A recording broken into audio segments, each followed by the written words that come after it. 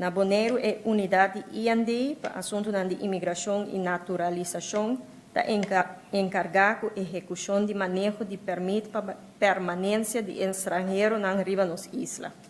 A base de arreglo de admissão e expulsão que está aplicável para estrangeiro na IND está atender com petição para admissão de estrangeiro e pessoas com nacionalidade holandês que quer estabelecer na mesma Bonaire e também com prolongação de essa aqui. No momento que um estrangeiro não está disponível mais de permito para permanecer em Bonaire, é uma pessoa indocumentada e porque é expulsado de Camar, que está em instância que está encarregada com vigilância para o que trata a entrada de viajeiro via airport e também via Lamã.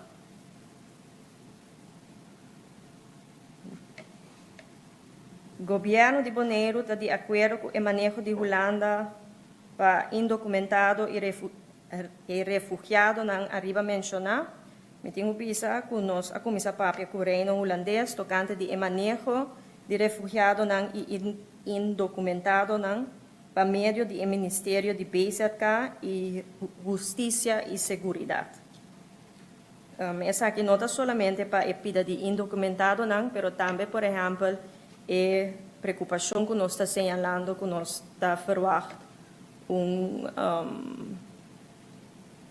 quantidade mais grande de gente que por vir de nos isla na Rumã. É tratado de direito humano, está se menciona de proteção de direito humano de tradona migrante e também direito fundamental riba terreno social, econômico e cultural. O Pacto de Marrakech é promete acordo global com a papia de proteção para migrantes não indocumentados. Diretorado para a Comunidade e Cuido tem atenção para migrantes como grupo de enfoque. Essa aqui está encerrada, está incluída como parte de diferentes projetos de enquadro de, por exemplo, manejo de barrio. Há a inventarização de necessidades e problemas que não está enfrentar em uma nota.